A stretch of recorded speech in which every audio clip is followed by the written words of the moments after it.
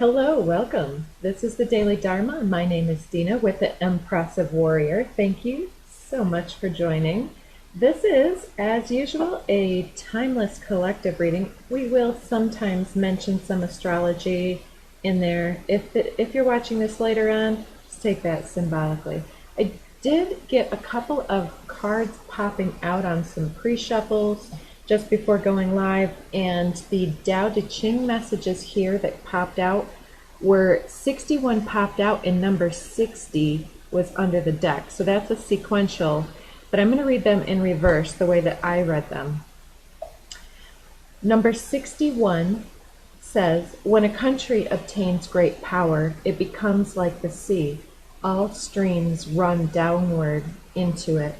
The more powerful it grows, the greater the need for humility. Humility means trusting the Tao, thus never needing to be defensive. A great nation is like a great man. When he makes a mistake, he realizes it.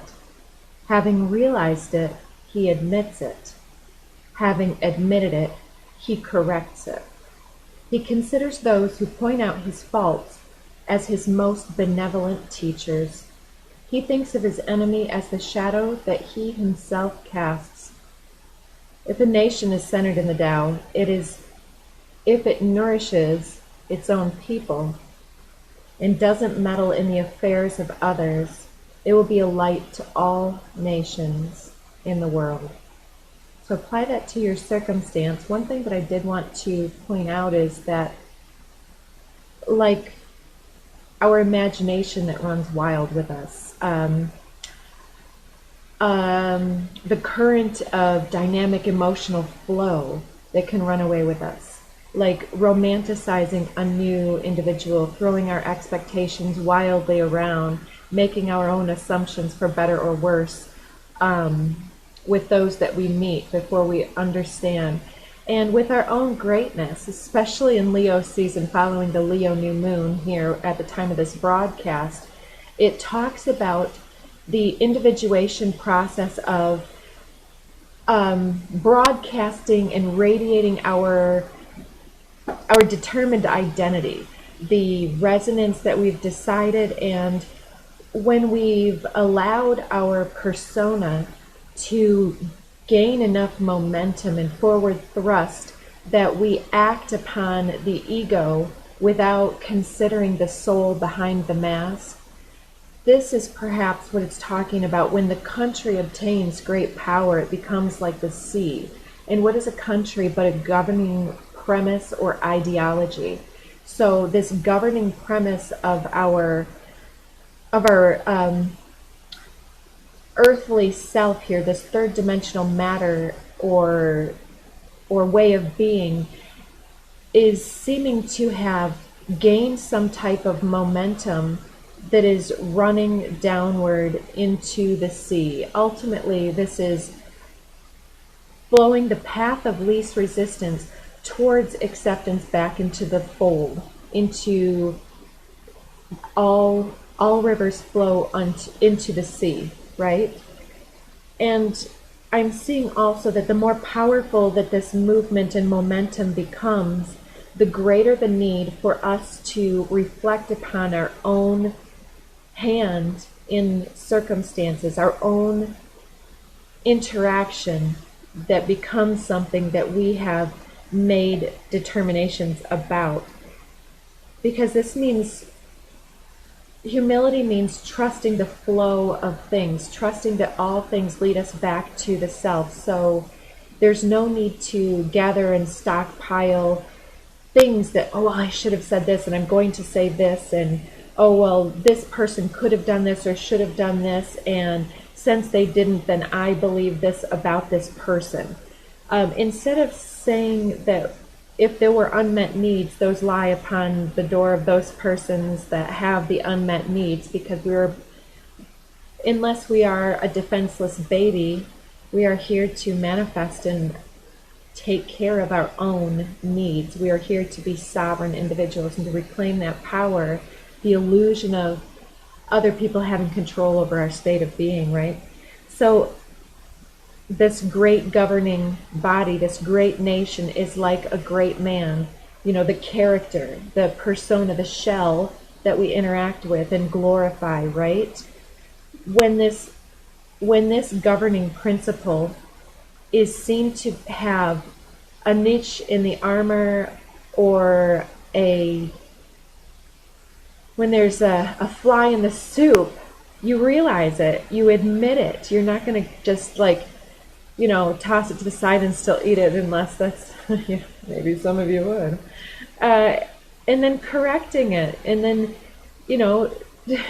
considering those people who say, you said something that really diminished my character, and I'd appreciate you keeping your projections to yourself, is something that someone could say to the right company and be met with some sort of self-reevaluation and an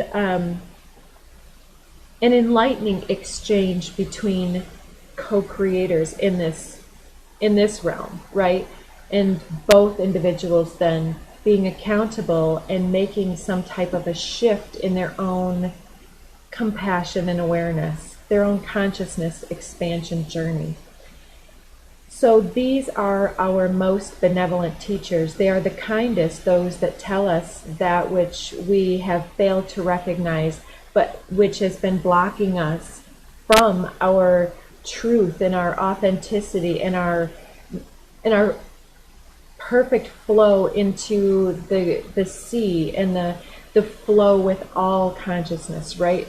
Getting back into that point of expansion is like meeting the sea, and until we get there, we've got all these dams halting our progress, and we need to pause at each dam and gather all of our resources until we've reached the height necessary to then spill over into the next area.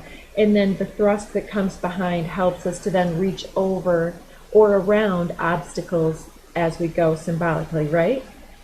So the enemy, that person that we are envisioning having an argument with and mentally maybe going back and forth with, is the shadow that we are casting in our own way. We're getting in our own way by believing that this individual is somehow to blame in some matter. There's some type of misunderstanding being called out, and a need for greater clarity and gentle questioning rather than assuming and blaming and pointing fingers here.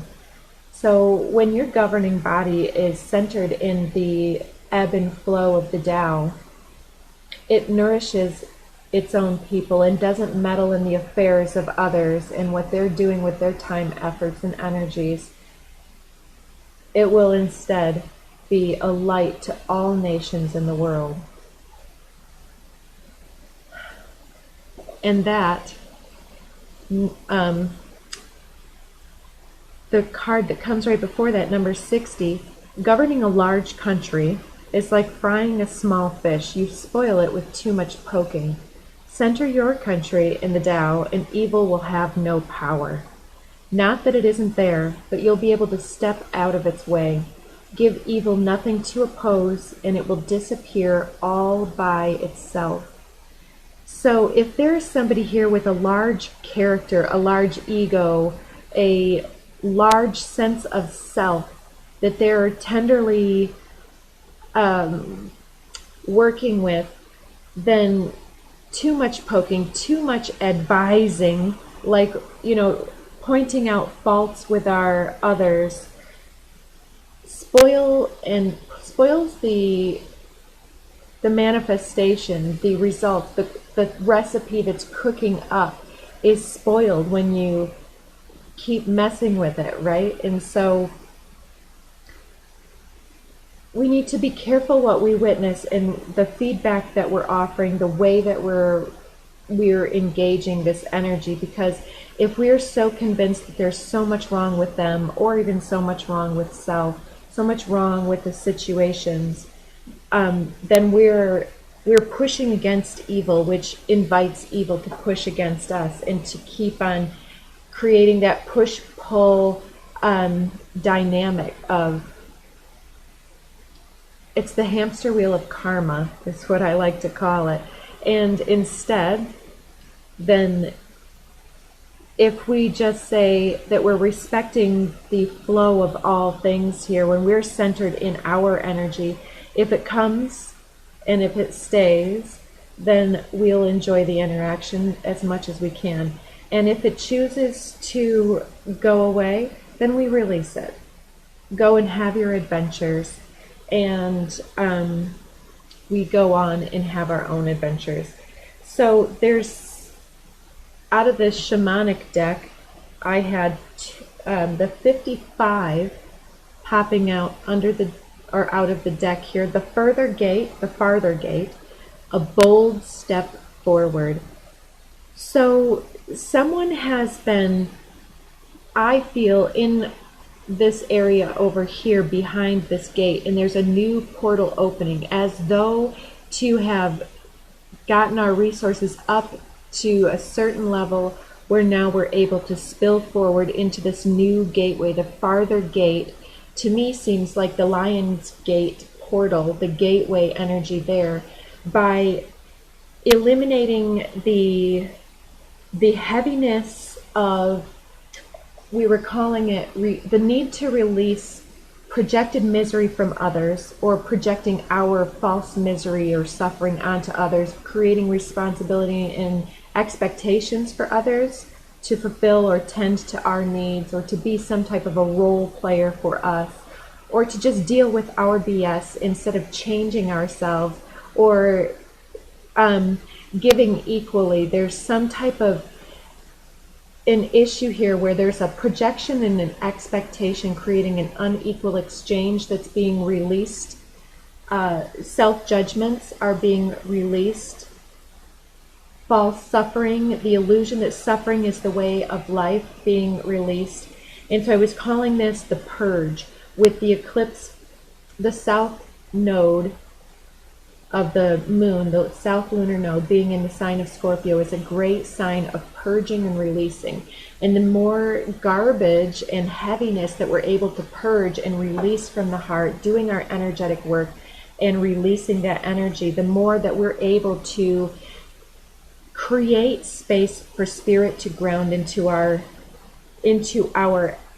beingness, and to expand the self, and doing the inner integration of shadow and light, then emerging out into the world with our own harmonic resonance that will then resonate or contrast with others, experiencing that, and then convergence with groups, others, and co-creation manifestations going forward.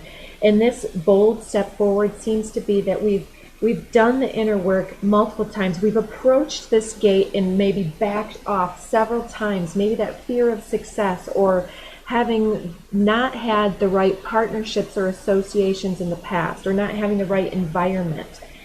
And now there's this aspect of really getting deep into the nature, deep into what the meaning is behind everything. Under the deck, we have 62.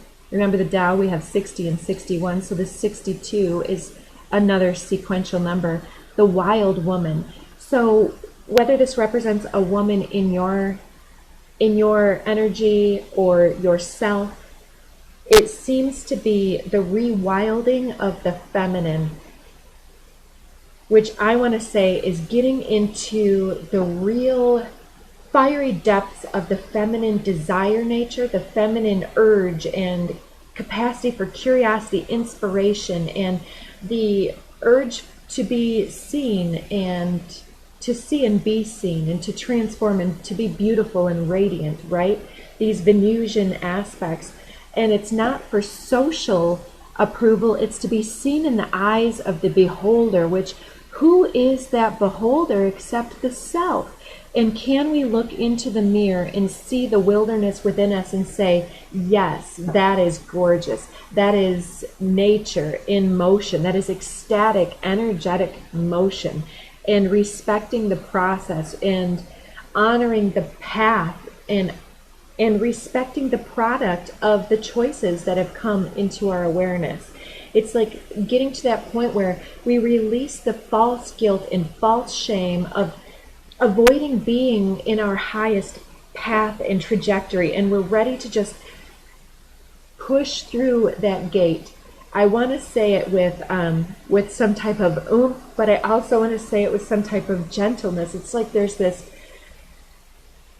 like, kind of this still heaviness as we approach the finish line. It's like, and then we get that final push at the end. It's like, do you see her kind of breaking through that finish line, running the marathon, and then, she's made it across the finish line. And whether you're first or last, it sort of doesn't matter. You completed the journey, and you should have some semblance of healthy self-pride that is developing. And I feel that with this pushing against others here, it's like, even though this push seems to be an external force pushing against you, and perhaps like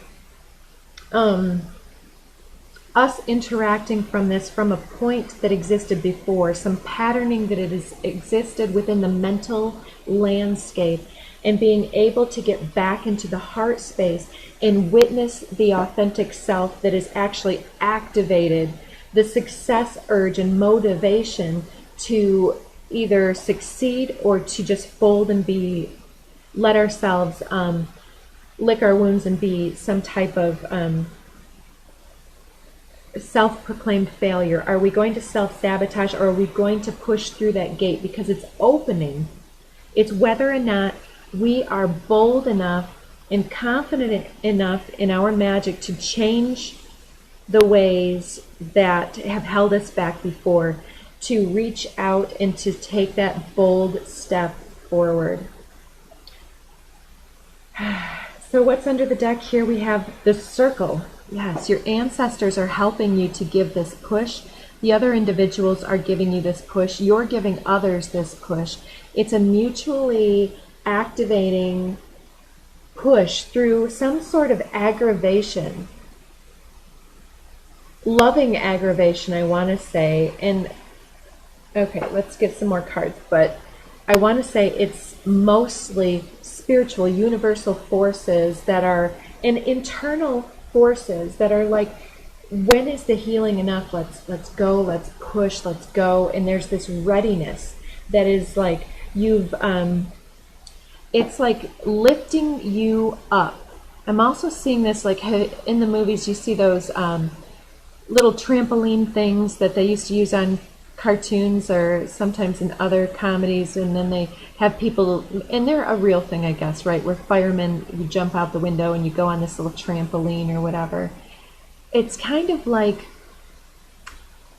the energetic EMTs, the emergency medical team, is here to lift you out of some sort of dilemma or mental overthinking, anxiety, depression, false guilt or shame. I said depressant almost.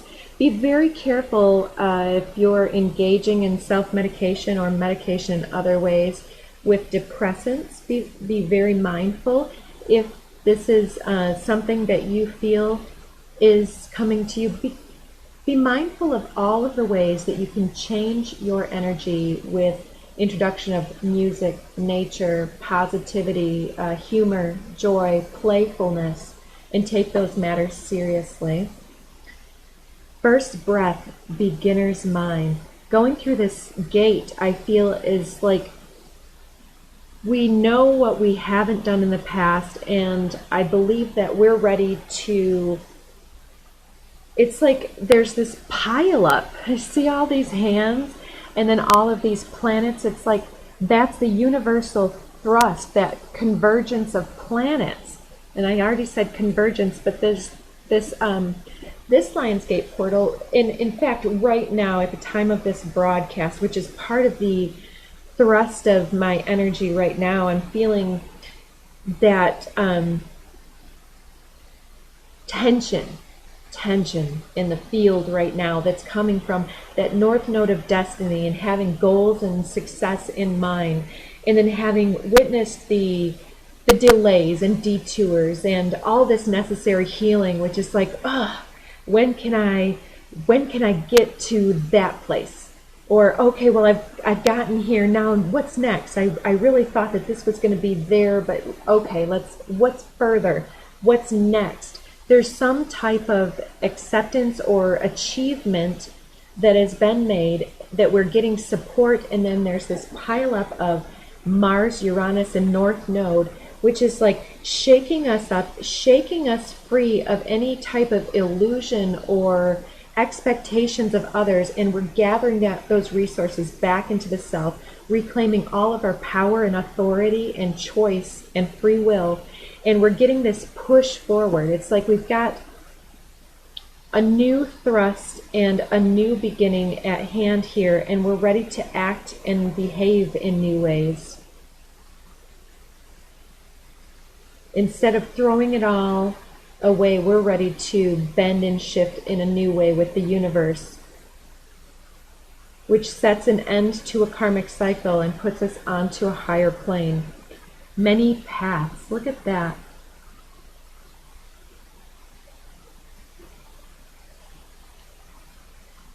I feel that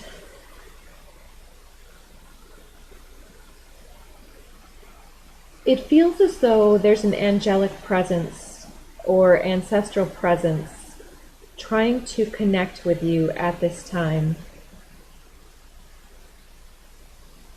There's some type of, I feel, a mirage happening.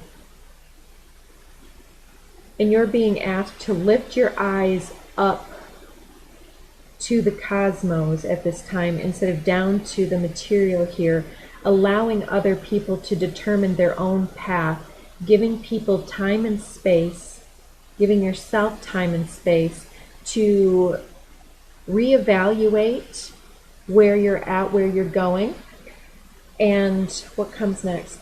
25, Garden of Venus, rest and renewal. This feels like, okay, this feels like this is the mirage. Do you see that little heart? These are very subtle images. So I'm seeing the angelic or ancestral otherworldly being here with these wings, the center. This is the light behind. It's like maybe a passed on loved one or some angelic presence here with this heart. And it's like, come back to your heart space. Be in the heart. Be in the moment. You are loved. You are love itself. And to be love, and to, instead of seeing this barren landscape and seeing everything that's wrong and looking at the lines in the concrete or something like that, or this looking down at your own feet and seeing nothing but the drudgery here, and then look at how spirit is seeing your position here and how some others are able to, it's like this illumination when this light comes in and we push through the gate, the apparent, well, maybe it is like getting a new home, getting a new apartment, a new relationship or a new job. It's like everything was so desolate before, and now when we move through the garden gates, here is this Garden of Venus where we're able to rest our mind and connect with our heart. And that same heart is hanging from the boughs. It's like the dream, the long-held dream in the ethers here is being delivered on the wings of angels here, coming down the pipeline. And all of a sudden we're walking into here, and it's maybe a little bit blinding, like when you come out of a shadow and then the sun comes through. It's like driving and you're in a shadowy area, and then sun comes out from behind a cloud, and it's like, oh, I'm suddenly blind. Road blindness. Road blindness. Yes, road blindness. Careful while you're driving. So let's get a couple of code cards here and find out what I use this deck to communicate primarily with Metatron and Archangel Michael. The 11 Belief card is first to fall out. Under the deck, synergy, working with our beliefs. Is that where we're moving, pushing through? Divine feminine, yeah, we have that already with this wild woman. Crown chakra goes really well with beliefs. Authority, number 10. And universal love, number 44.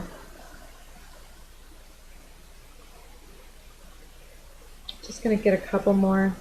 Root chakra, so the above and the below chakras, aligning us as that rainbow bridge between spirit and matter, earth and cosmos, Mother Earth and Father Sky. Tantric journey coming under crown.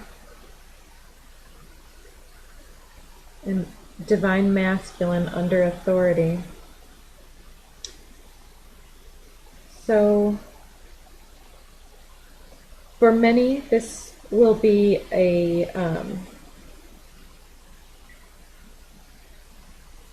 I want to say the word sovereignty again and again, and maybe I am called to use it again because I meant to define it in different ways. Maybe that word is not as meaningful or doesn't mean the same thing to you as to me. So sovereignty, I use this word as everyone is meant to fill their own well, to fill their own cup. And so if you're perceiving something missing from your job or from your partnership, your family home, or whatever you're feeling, some type of a void in your life, we are called to understand what the emptiness feels like and what that fullness of that would feel like, and what things create that sense of fullness. If it's belonging and validation and time and space to yourself, to be at peace instead of feeling like you're always in your chores and your duties, then you owe it to yourself to take that time. In balancing your life by taking a full day for chores might be right for some, or taking 5 to 20 minutes every day for chores might be for somebody else. And there are some of us who could still spend 3 hours a day with chores and still not be done. So in those types of situations, it's time to make sure that you are taking your full day of rest, or your 5 to 20 minutes to an hour a day of self-care and self-healing and release and restoration. Putting yourself in sacred space, asking the powers that be to cleanse and restore your energy. Yes, okay. So I do want these to be a little shorter. Let's see, I'd like to take a few oracle cards. Let's get some love notes from the universe. These are a little bit playful because I want to say more about this sovereignty thing here, but and I realize I just laid all these out and I barely said anything about the impressions that I did get. To be beautiful in the eyes of another, simply forget that they're watching. Tally-ho, the universe. Create space for new love. So this universal love, this is the purge and merge I'm feeling. This space for new love, this new universal love in the body, embodiment of love is happening through identifying that we are both the attractor and the projector of our experience out into the world. It's like as we receive and perceive the incoming messages and integrate those within our heart and mind space, especially our mind space with crown here. Remember, being too much in that mental space, we need to ground that back into the reality, and then we have to take reality and lift it up into potentialities and hope and faith and trust in the flow of everything. Like we are flowing towards that, to the open arms of the sea at all times. And we're flowing towards that farther gate. And we can pool at the threshold until we're ready.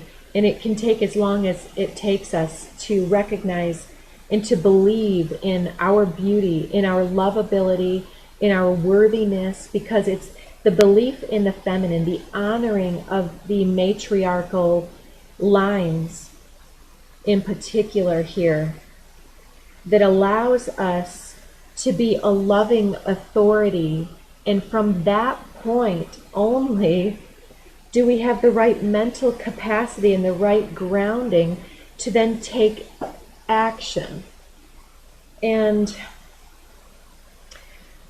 so the zero energy is like the nothing, the ether, the all. The nothing is the all. But that's where the Mobius strip of the infinity symbol comes to rest back together. There is no end and there is no beginning, right? So having that beginner's mind is always like everything that comes before is already dead. It's already changed. There is no constancy except change, because matter is always evolving and changing. And the more observations that we make, throughout our observation, we create spaces, new space to be occupied by light or by shadow. And so the more clarity that we can generate through honoring the emotions that arise, the intuitive thrust, and to not take the imagination in place of the intuition, to not falsely believe that the past is here to be recreated infinitely. The belief is here to be challenged and changed and shifted. What we have seen is that there is a bunch of love and a bunch of shadow. There's a bunch of fear and a bunch of faith. And as we flow downstream, we need to be very careful where we invest our energy. So Winter's Dream gestation period under the deck, Wailing Tree reconciliations. There's been a challenging distance, and somebody is taking time for self-alignment here. Drifter, experiencing life as it comes. So I'm sensing that there's a long-held dream that's ready to be realized, but there's a faltering at the gate, a false belief based on suffering, perhaps, or projections or expectations here. And instead of reaching out, somebody is having some painful growing pains here, and there's an urge to just, or an advice rather, to let things develop and become and to show themselves and to just kind of flow as you can, and just to gather your self-worth and to invest in the self and to recognize, to dance, to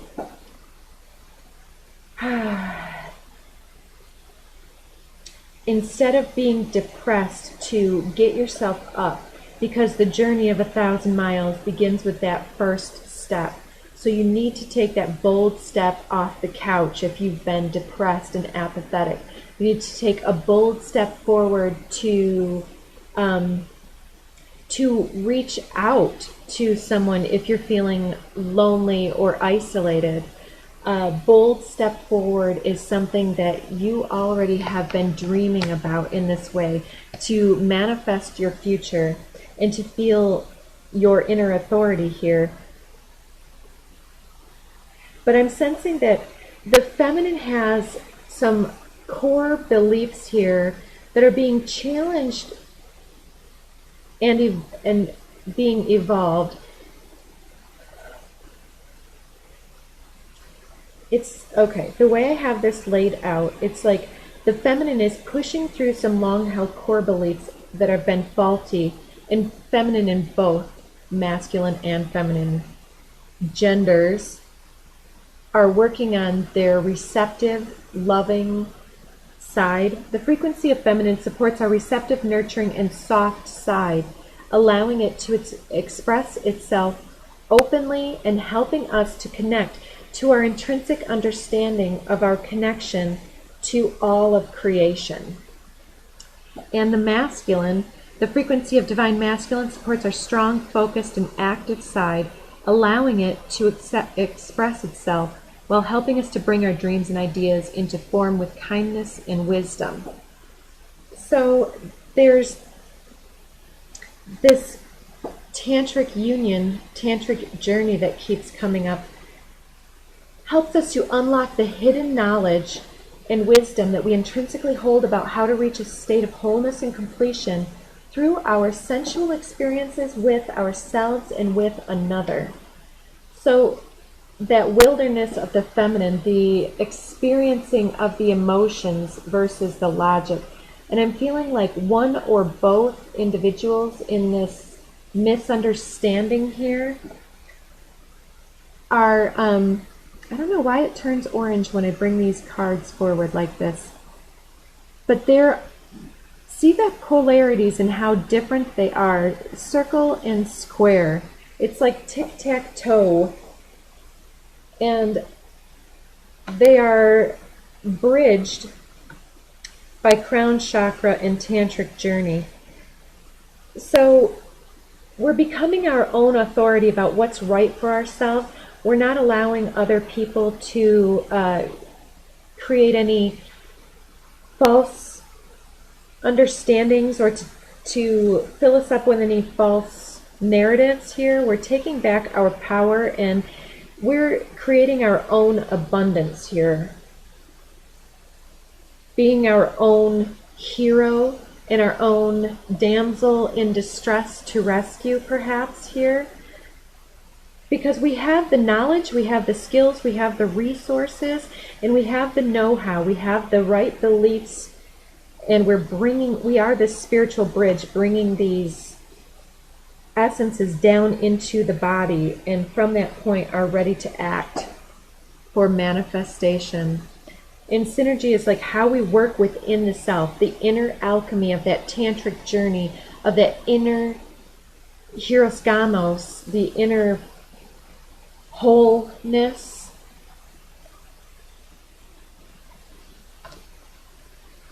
Leo is popping out. Romantic adventure under the deck. So maybe at this time, both individuals or all individuals are needing that personal recognition, needing that fun and playful inner child time to be able to come together in mutual understanding. And there seems to be too much mental energy going on, too many overthinking. Chakra activation, yeah, there's that rainbow coming through the crown and grounding into the earth. But there's a cloud here. Chakra activation, I am sovereign. Be still, integrate, balance, and meditate. There's chemistry here. 3 solar plexus chakra. So this chemical interaction going on within you is the ability to be creative, healthy self-pride, to be able to be your own authority and to trust your own actions and your own desires. And then we're seeing 1111 twin flame under the deck. Cancer, I love you. Patience not yet. Allow the unfolding. Heart chakra, intention.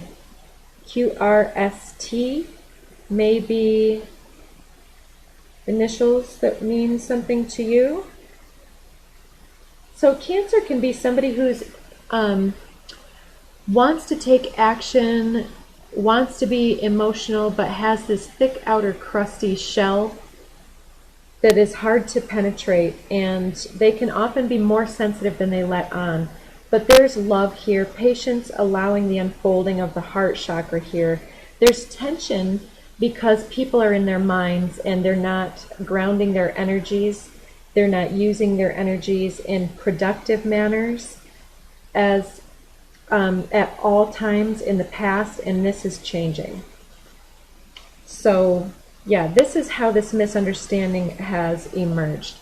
So, all right, I am going to leave you with a romance angel card and a few of the love notes, like I said I would.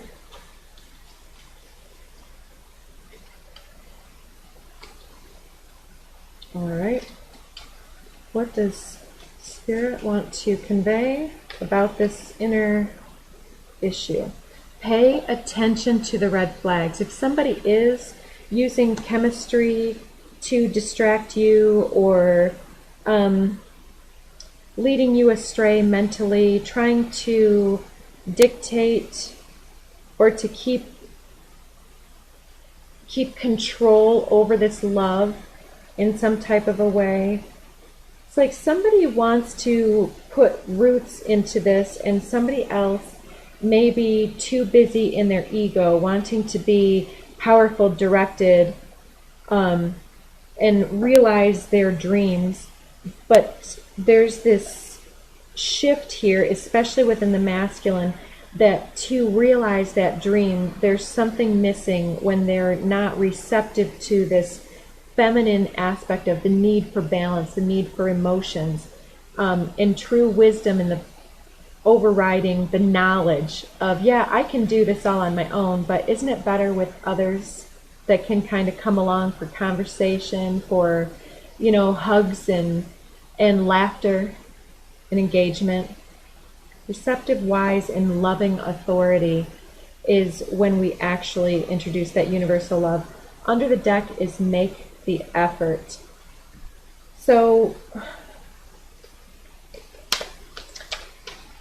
all right, so make the effort and pay attention to red flags. Great love is worth taking the steps you're guided to take. So if you need to clear something up, then do so.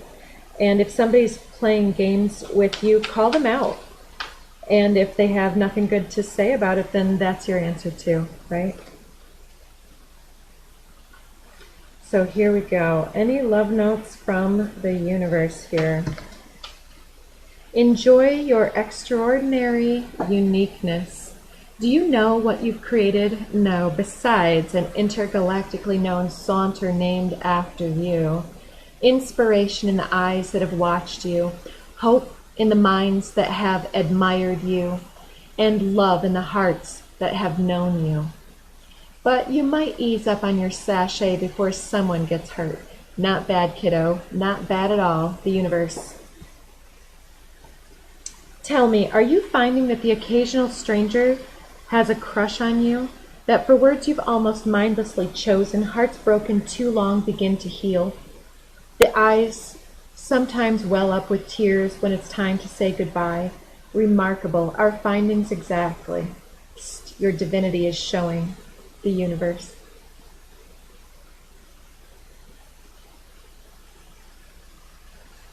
Am I paused? My video is paused, and I see that the recording time is progressing. So I guess I'll complete this last card in case we're still live. What if you're actually an ancient gladiator of love and joy who agreed to visit Earth during these primitive years to spark some new thinking, share a few smiles, and help others discover they too are awesome? Just saying. The universe. P.S. Up for a joust? Of course, with rubber thingies. All right, I really hope that this is not paused and that this has an end. There we are. Now my video is moving again. Were we just on lock all that time? Real quick, I'll read this for you in case I was not. Tell me, are you finding that the occasional stranger has a crush on you? That for, oh, that's, didn't I already read that to you guys? That eyes sometimes well up with tears when it's time to say goodbye. And this is the one. What if you're actually an ancient gladiator of love and joy who agreed to visit Earth during these primitive years to spark some new thinking, share a few smiles, and to help others discover that they too are awesome? Just saying. The universe. P.S. Up for a joust with rubber thingies, of course. So, yeah, that sounds amazing. So, do take care of yourselves, and I pray that you are able to help yourself integrate and shift and purge any of these lower energies out of your field, cleanse and restore and renew your energies, and have those difficult conversations to reconnect and to call out the red flags, because you cannot bury red flags. All they develop into are trust issues. So take care of yourself, and we'll be back again tomorrow. Bye for now.